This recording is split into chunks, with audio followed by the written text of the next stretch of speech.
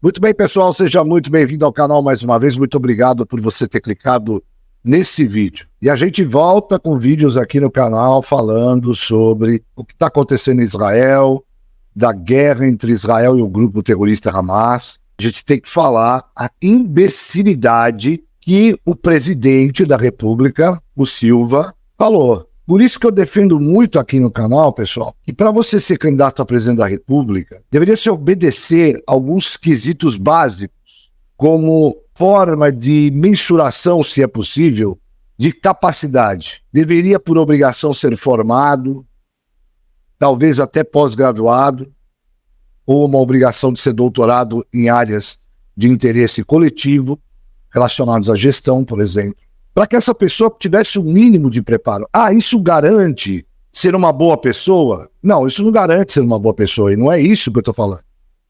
Eu estou dizendo que o mínimo que o cidadão precisa ter para se aventurar a ser candidato a presidente de um país seria preencher esses quesitos. Quando a gente vai para uma entrevista de emprego, você não tem que apresentar o seu currículo. Quanto mais capacitado você provar para a empresa, mais chance você tem, teoricamente, de ter aquele emprego. Para ser presidente, deveria ser a mesmíssima coisa. Para a gente não passar vergonha, como a gente está passando agora, com erros históricos absurdos, com uma falta de entendimento do que acontece no Oriente Médio, da história entre Israel, a faixa de Gaza, da autoridade palestina, do grupo terrorista Hamas. E aí a gente é obrigado a ver esse tipo de coisa, porque não existe o mínimo de exigência para que alguém se candidate a um cargo público dessa expressão. Claro que poderia se bolar, por exemplo, para presidente teria alguns quesitos a serem preenchidos, para governador outros, para prefeito outros, para deputado outros, mas o mínimo, se para trabalhar o pobre mortal precisa estudar, precisa se atualizar, porque para cuidar das coisas da população em geral, de todos nós, não precisa. E aí nós vamos continuar vendo esses erros absurdos acontecendo. Eu quis fazer essa abertura aqui com vocês para ser bem educado, tá? Porque a vontade que eu tenho de falar é outra coisa. Porque a monstruosidade que esse cidadão falou em relação a Israel não tem tamanho. A falta de respeito com as vítimas, as 1.400 pessoas que foram vítimas desse grupo terrorista, os 6 milhões de judeus desaparecidos no Holocausto, para essa besta, será? Não, sei lá, falar esse tipo de coisa. Então eu me propus aqui a fazer um react de um vídeo do André Laje, que eu achei muito bom, e eu acho legal trazer aqui no canal para vocês, e a gente até pode depois falar mais um pouquinho após o react. Mas eu quis falar antes, porque isso me deixou... Eu me senti envergonhado como brasileiro, gente. Primeiro que esse cidadão não responde pelo país inteiro. Esse cidadão deveria estar preocupado com o Brasil, que perde centenas e centenas de milhares de vidas para o crime, violência doméstica, homicídios de todos os tipos, falta de emprego absurdo, falta de emprego absurda. Ele tinha que estar preocupado com isso. E se quer falar de Israel, vai para um banco de escola, eu não sei se ele tem faculdade, ou se ele, acho que não, né? Mas, ou vai para um banco de faculdade, vai aprender. Vai aprender história mínimo, para a gente não passar vergonha. E antes de começar aqui esse react, eu quero pedir perdão ao povo de Israel e pedir paciência para vocês, porque esse cara aí não vai ficar para sempre no poder. Então eu quero pedir perdão para vocês em nome de todos os brasileiros de bem, que não pensam como esse... só posso pedir perdão a todas as vítimas, as famílias das vítimas, tanto do atentado como do Holocausto. A sociedade mundial deve perdão e desculpa todos os dias a Israel. Mas parece que tem gente que faz questão de esquecer. E isso não tem outro nome a não ser antissemitismo. Não tem. Vamos pro react. uma coisa. Porque é exatamente o que está acontecendo na faixa de Gaza, o que daí não pode ser hipócrita de achar que uma morte é diferente da outra. Então, a primeira coisa aqui, ninguém acha que uma morte é diferente da outra. A solidariedade para mortes de civis ela precisa ser igual. O que parece é que os israelenses que foram assassinados no dia 7 de outubro foram esquecidos, e os reféns também. Ou seja, você não tem na faixa de Gaza uma guerra de um exército altamente preparado contra o exército altamente preparado. Você tem, na verdade, uma guerra do exército altamente preparado contra mulheres e crianças. Primeiro, existem guerras simétricas e guerras assimétricas. Guerras simétricas são guerras entre exércitos. O Hamas não é um exército formal. O Hamas é um grupo paramilitar, terrorista, guerrilheiro, insurgente, que utiliza a população civil de Gaza como escudos humanos e que operam fora todos os padrões da lei internacional. Isto não é uma guerra contra mulheres e crianças, é uma guerra entre um exército formal de um país democrático, que é Israel, contra um grupo terrorista que tem mais de 40 mil pessoas armadas na faixa de Gaza. Ele parece ignorar completamente, neste momento da fala dele, que existe um grupo terrorista controlando partes da faixa de Gaza e atacando as forças israelenses, e que é o mesmo grupo que atacou os civis israelenses no dia 7 de outubro e que vem atacando os civis israelenses desde 1987, quando o grupo foi fundado. O presidente da República ignora completamente que a guerra que Israel está lutando em Gaza não é contra civis palestinos, é contra um grupo terrorista que cometeu o maior atentado terrorista da história do país. Mas eu não posso condenar o chefe terrorista do Hamas e ver, sabe, o Estado de Israel, através do seu exército, do seu primeiro-ministro, fazendo com inocentes da mesma barbaridade. Não é o exército de Israel e o seu primeiro-ministro. Israel tem um governo, uma Suprema Corte, um gabinete de segurança, um gabinete exclusivo para a guerra, onde tem pessoas da oposição, pessoas da coalizão, ministro da Defesa. Existe todo um colegiado de pessoas profissionais e políticos que tomam decisões em relação à estratégia militar. E o que ele disse a respeito de ser as mesmas coisas que o Hamas fez, ele está fazendo uma equivalência moral do que o Hamas fez para com o que o exército de Israel está fazendo. O exército de Israel está atirando ao léu, está atirando a esmo, está matando as pessoas dentro das suas casas metralhadas, está queimando as casas das pessoas com as pessoas dentro, estão sequestrando pessoas, estão queimando pessoas vivas, como eles fizeram com os jovens da Festa Nova. Não há equivalência de intenção do que o Hamas fez contra civis israelenses no dia 7 de outubro para com as ações militares que Israel está fazendo na faixa de Gaza. Por mais triste que seja a situação na faixa de Gaza e que enlutece a todos nós, todas as mortes de civis que aconteceram desde o dia 7 de outubro, não há equivalência moral e ética de intenção. Esse é o principal erro do presidente da República. Ou seja, o que é que nós estamos clamando?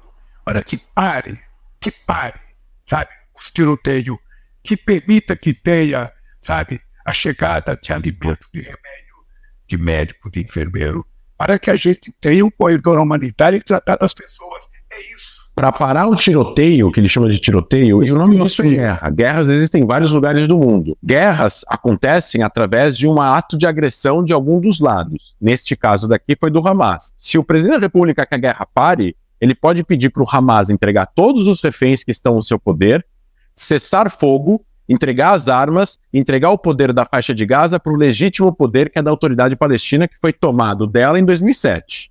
Aí a guerra para no mesmo dia. O presidente da República não sugere isso.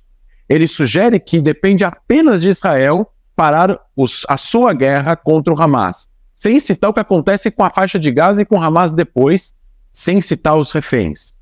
Isso é um erro clássico de quem tende a achar que Israel é sempre ocupado de todas as guerras, de todas as mortes, mesmo que ela não tenha iniciado o conflito. Em relação à ajuda humanitária, tem entrado periodicamente caminhões na faixa de Gaza pela fronteira de Israel e do Egito, tem chegado ajuda humanitária que tem sido enviada, jogada de paraquedas de vários outros países coordenados com a Força Aérea de Israel. E Israel está tentando atingir todas as demandas da ONU para que entre ajuda humanitária na faixa de Gaza. Ele está dizendo como se não existisse entrada de ajuda humanitária dentro da região. E, por fim, é importante lembrar, a maior parte dos países lutando guerras contra inimigos não permite a entrada de absolutamente nada através da sua fronteira em território onde eles estão lutando contra esse inimigo. Israel está permitindo o uso da sua fronteira para a entrada de ajuda humanitária para a faixa de Gaza, mesmo que eles saibam que parte dessa ajuda humanitária está chegando nas mãos do Hamas, que não está distribuindo ajuda humanitária, estão vendendo no mercado negro, impedindo que a população civil palestina possa ter acesso a essa ajuda humanitária, aumentando assim a crise e a pressão sobre Israel. O governo de Israel, ele quer efetivamente acabar com os palestinos na faixa de Gaza. É isso. É exterminar aquele espaço territorial com o povo palestino para que eles ocupem. É isso. Não é verdade. Israel não quer exterminar o povo palestino na faixa de Gaza. Se o quisesse, a guerra tinha acabado no dia 8. Poder militar para Israel não falta. No auge da guerra, Israel deve ter usado 20% da força militar que tem contra o Hamas na faixa de Gaza. Neste momento, não deve usar mais que 3 ou 4%. De mais de 300 mil reservistas, a maioria já foi liberada ou está em contingente no norte contra o Hezbollah. Não é verdade que o presidente da República está afirmando de que a intenção de Israel é acabar com os palestinos na faixa de Gaza. O que Israel quer, e repetidamente já disse várias vezes em políticas oficiais das maiores lideranças do país, que é acabar com a força militar do Hamas, o governo do Hamas na faixa de Gaza, o controle que o Hamas tem sobre a faixa de Gaza, e que o Hamas não possa se reconstruir, se rearmar para voltar a fazer atentados contra israelenses e resgatar os reféns. O que o presidente da República está fazendo é uma indecência, é obsceno, é mentiroso e é intelectualmente equivocado.